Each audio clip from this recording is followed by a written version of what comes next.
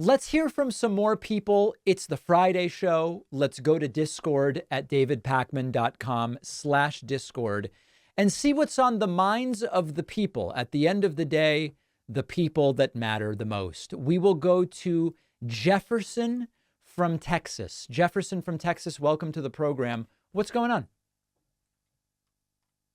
I was curious about your thoughts on the Electoral College and if there's a real possibility for the National Interstate or National Popular Vote Interstate Compact to become a reality.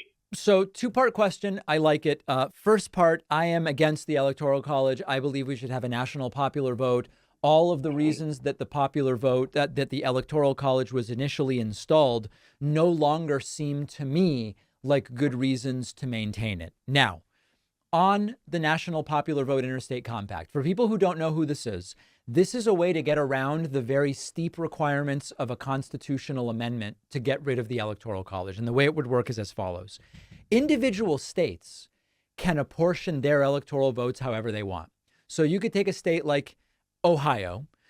The way it works right now is Ohio gives their electoral votes to whoever wins the popular vote in Ohio for the presidential election. But Ohio could decide differently.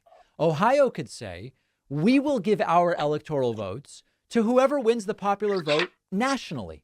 We don't care who wins in Ohio. We care who wins nationally. If you get enough states to do that, such that you can assemble the required 270 electoral votes from states choosing to go with the winner of the national popular vote, without a constitutional amendment, you have effectively created a national popular vote. Now, your question, Jefferson, is a good one, which is, will it happen? Can we do it? The problem is the following. The states, we already have a bunch of states that have opted in to the National Popular Vote Interstate Compact. They don't add up to 270 electoral votes. So in order to get there, we need more states to opt in.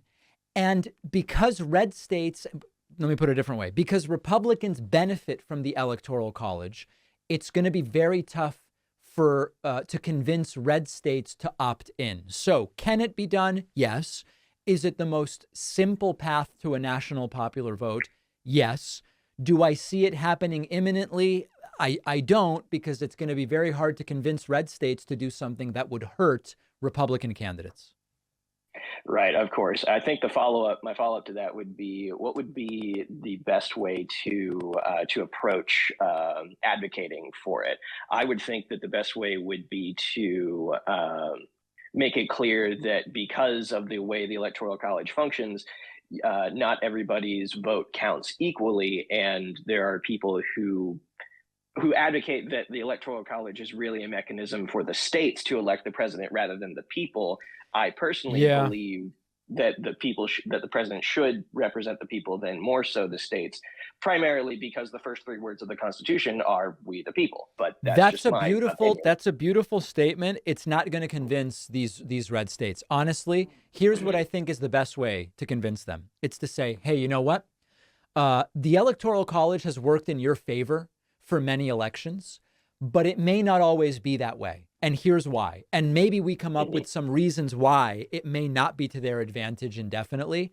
We need to make them worried that it will hurt them in order to get them to change it. And I don't know exactly what that case could be. Maybe it's something about demographic changes. I really don't know. But I think you've got to make them believe that it's good for them to change the system. And the truth is, historically, for the last several decades, it would have been bad for them, not good for them. So I don't know how we do it.